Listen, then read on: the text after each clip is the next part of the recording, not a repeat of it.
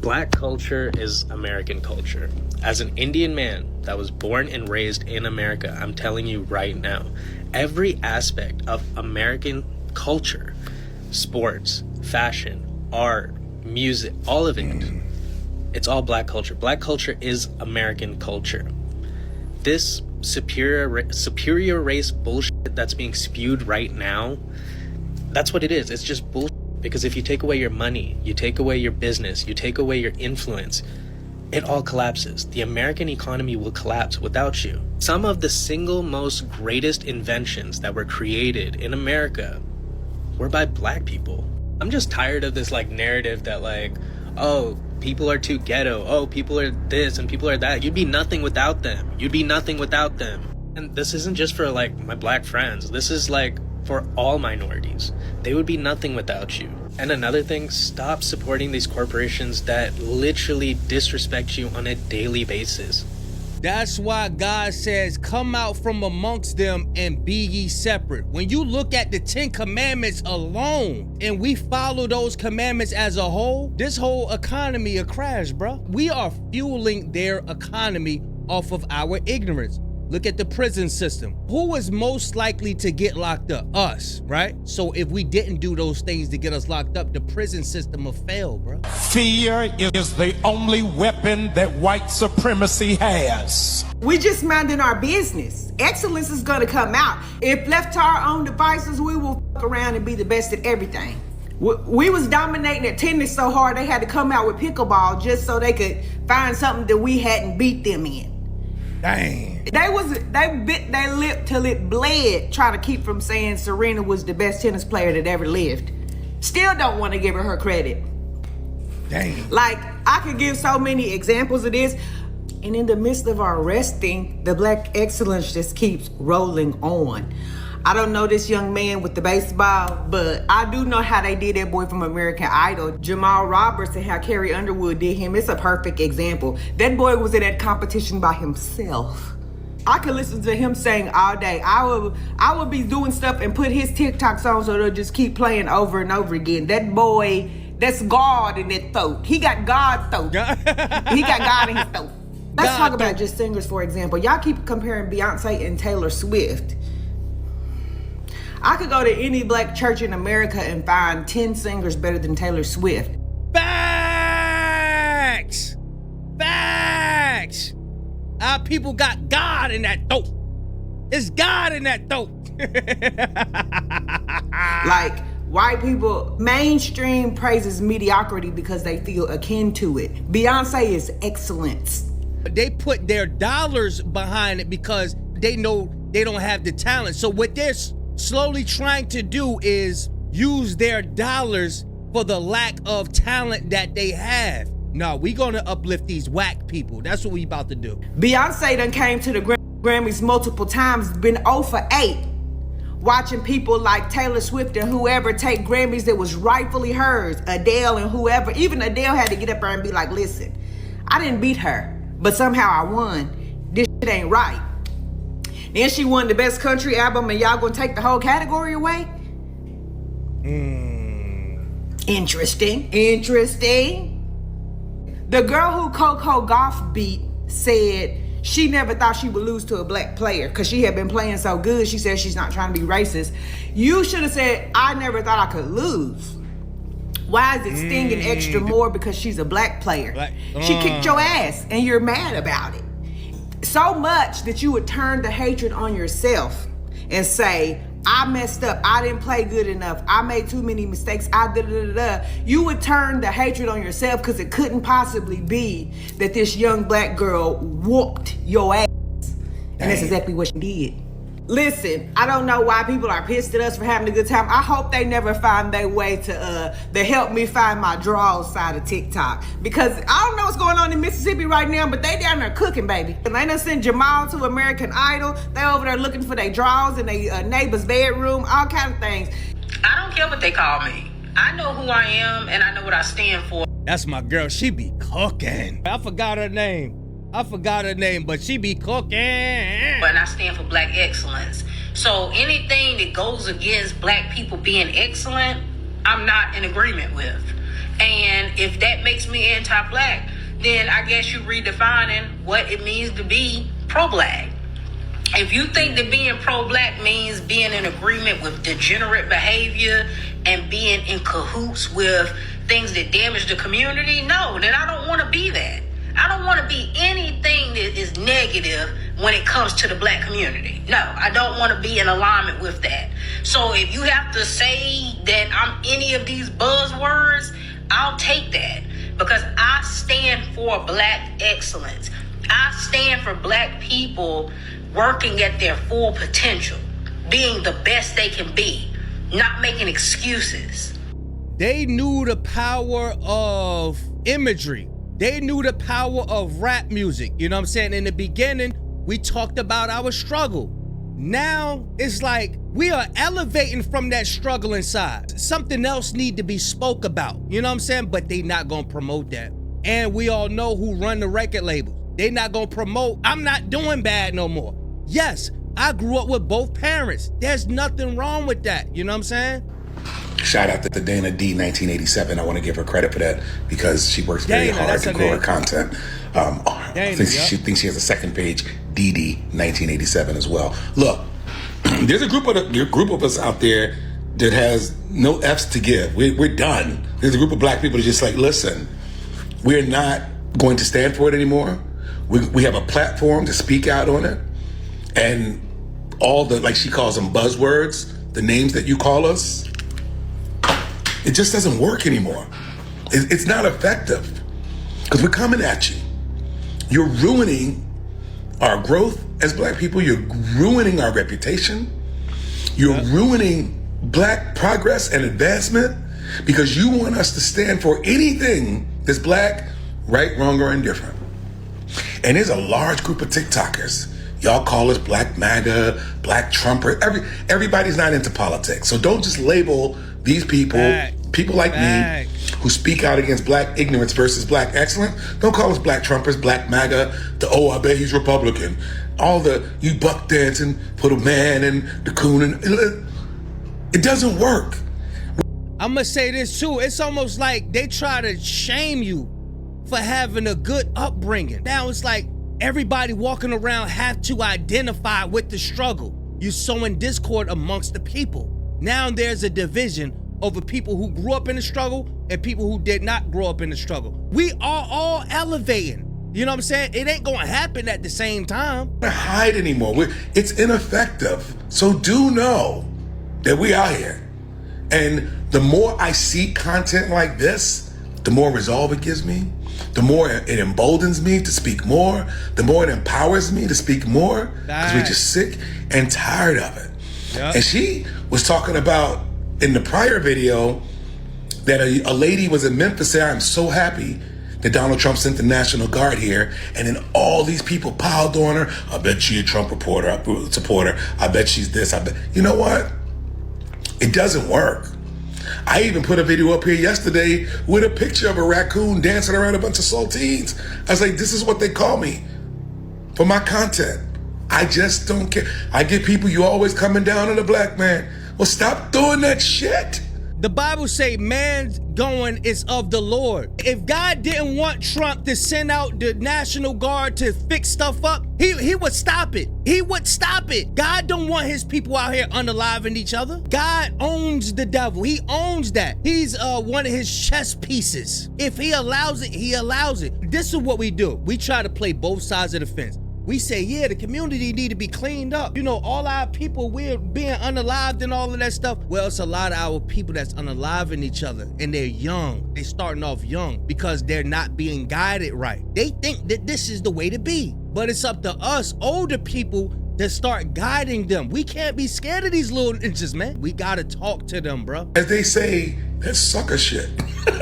You know what I mean? Seriously, serious biz. Knock it off. Because there's a group of us out here on this app that ain't gonna stand for it anymore. So as much ignorance as you can put on this app, all the snatch and grabs that we see from stores, all the thug shit, all the ratchet stuff we see on this, we need to counter that with a balance. Yeah. We need to counter it and say, nah, we don't accept it. Bitch, I thought you knew. I thought you knew that the reason your coworkers hate you and your supervisor has turned against you is because you're f***ing them up. Code for traumatizing them. When you overperform, outperform, solve problems that they haven't even yet identified, you make people look incompetent.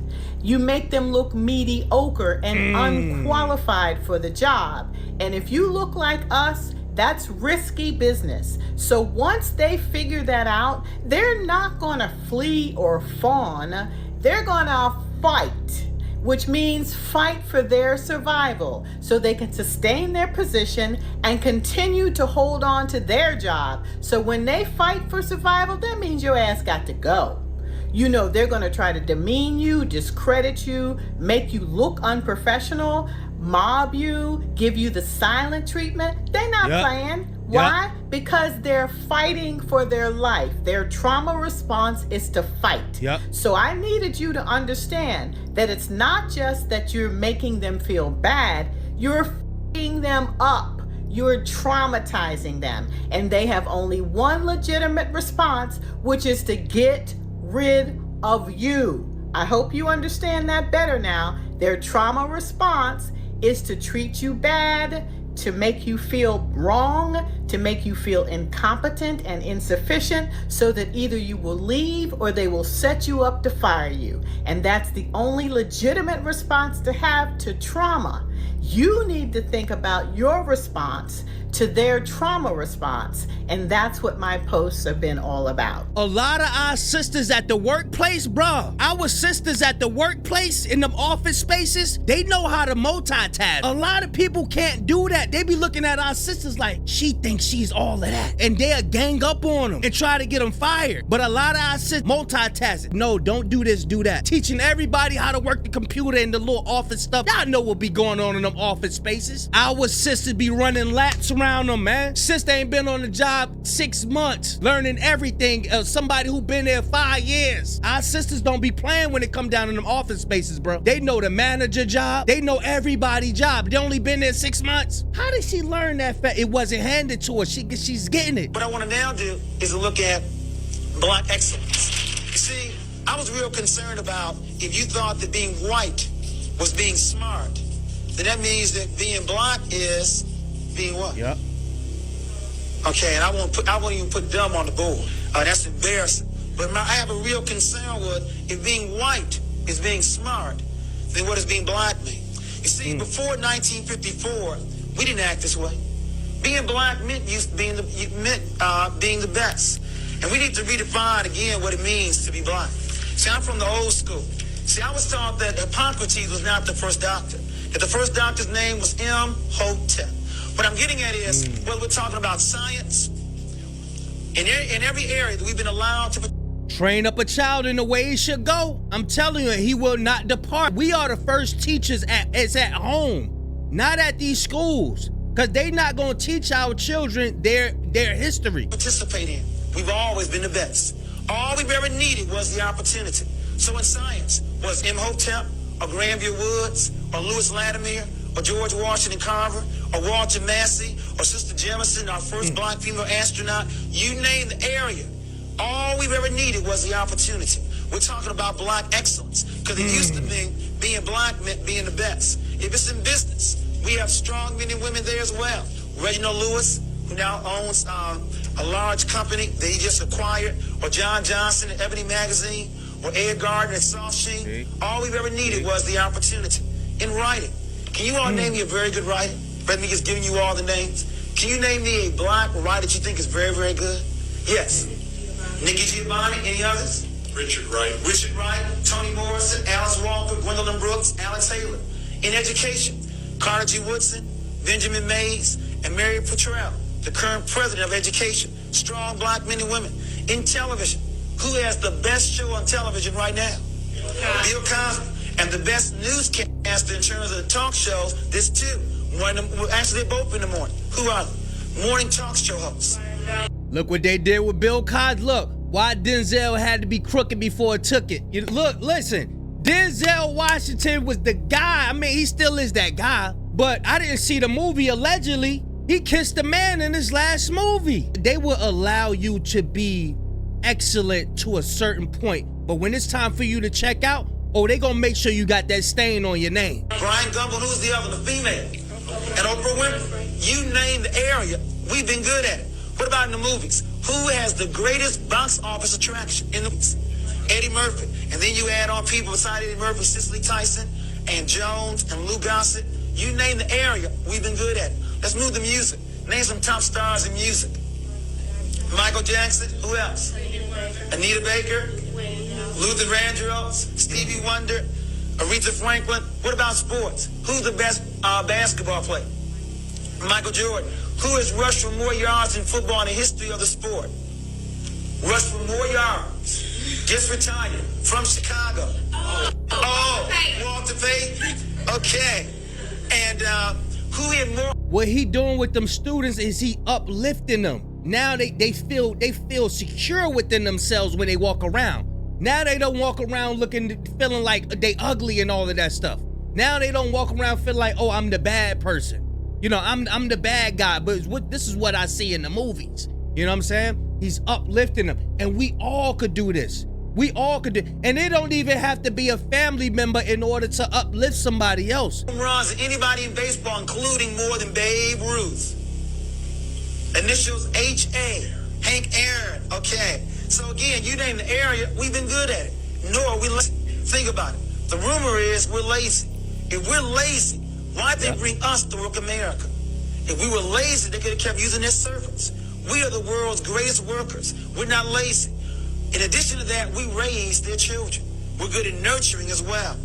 Also, we not lazy, but I wrote in this book, the link is going to be in the description, Street Dad, Geek Dad, Avoiding the Manufactured Mindset. Many of us, we feel defeated. When you wake up and you understand the evil powers that's there to keep you oppressed, some people, they just give up like, man, hell with it, man. And the odds is stacked against me, man. It ain't that they lazy.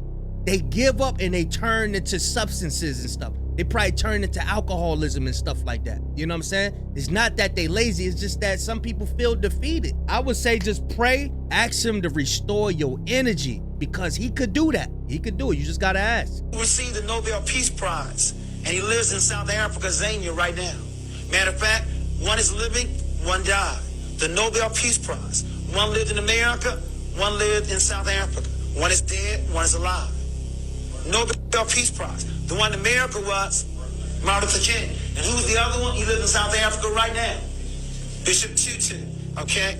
So again, and also, who received more votes with less money? He didn't win, but he had the best run campaign, Jesse Jackson. What I'm getting at is, whatever the area is, science, business, writing, music, TV, movies, you name the area, all we've ever needed was the opportunity. To all of my black friends, listen, I need to say this from the heart. You don't have to keep shrinking to fit into a world that was never built with you in mind. Talk that talk. All that stuff they taught us about professionalism, that wasn't about excellence. That was about conformity. That was about white normative behavior. I'm that talk! Scholar of race, religion, culture, and communication. Check out my book, The God I Was Given. It's available for pre-order on Amazon now. Look the part, they said, but whose part? Straight hair, light voice, neutral clothes, no big earrings, no dialect, no edge. Keep your feelings in check. Don't get too passionate. Don't be too anything. That's not professional. That's being erased. Dressed it up nice, sure. They made it sound like success. But let's call it what it really is, a centuries-old set of rules designed to make you disappear while still showing up to work. And if you're not white, whose rules? They never stop shifting. So you adjusted, you learned to code switch, you tamed your curls, you softened your tone, you changed your names on resumes. Your ideas were stolen. In meetings, you said nothing because you know what it cost to speak up. You've done this to survive. But here's the part that cuts deep. We start judging each other by the same messed up standard. We side-eye somebody's outfit We roll our eyes at the way they talk and whisper, she's not polished. When what we mean is, she's not performing whiteness well enough. And that, my friends, that's how white supremacy keeps winning, by making He cooking! Yeah, he cooking. Who is this guy? People work for it. So no, I'm not saying throw professionalism in the trash. I'm saying take it back, redefine it, make it yours. Excellence doesn't mean erasure. Respect doesn't mean silence. Professionalism doesn't mean pretending that you're something that you're not. You don't have to prove your worth by how much you can endure white spaces. You're not better because you've mastered the art of blending in. And to my white folks listening, if you care enough to look in the mirror, ask yourself who made the rules, who benefits, and who gets shut out. If your idea of qualified only looks, talks, and thinks like you, then it's not a qualification. It's colonization in a necktie. To my black brothers, sisters, and family, keep showing up in your fullness, in your fire, in your culture. You don't have to apologize for your presence. You are the standard. And if the room doesn't recognize your brilliance, it's the room that's broken. Bruh, imagine how much confidence you would have if the people you seen at the banks was black. The people you seen at the hospitals was black. The people you seen at the restaurants was... Imagine just seeing your people everywhere. You growing up in a place where everybody else is in power, but you're not in power. Bruh, you still surviving through it, bruh. You still keeping up with them. But imagine just seeing your people everywhere you go. Do you know the confidence?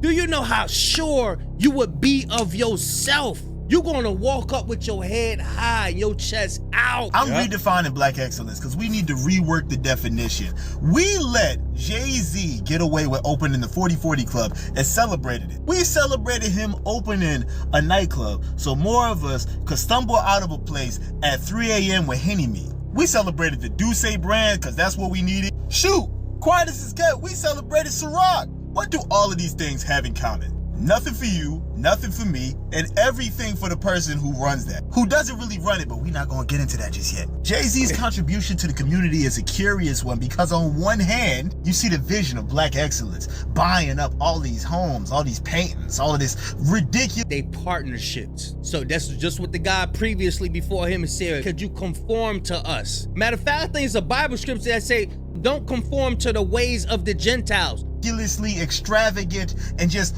overwhelming wealthy stuff. But on the other you go, what did that do for us? How did Jay-Z owning Tidal help us out at all? Did it? I don't think so. And this is a very, very curious situation. Because since I was a kid, Jay-Z was quite literally the picture of black excellence. But you gotta ask yourself, why?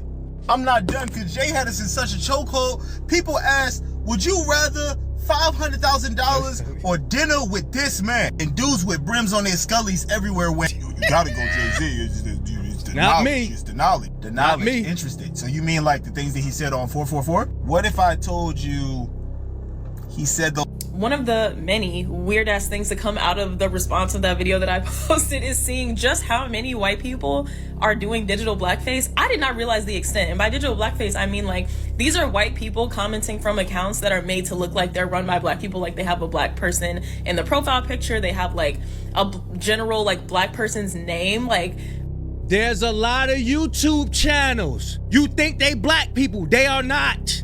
They are not. They're using black voices in the background. Some people are hiring black voice actors, acting like they for the culture and all of that. Nah, the whole channel is somebody else. But the comment is very clearly from a white person. Like, we see you. I don't know why you think that you're slick, but it's just, like, that's scary. Like to go out of your way to make a fake profile. It's one thing to have like the fake like throwaway burner accounts where it's just like user whatever the fuck and a bunch of numbers, or it's just like, you know, something generic that doesn't have like a profile picture and it has like no followers and no posts, or it's private and they like follow like 2,000 something people. But to do the digital blackface and harass black people, like, y'all really know no bounds. Like, it would be amazing if it was not so horrifying. Y'all let me know what y'all think, man. Big Kish signing out. Going, y'all.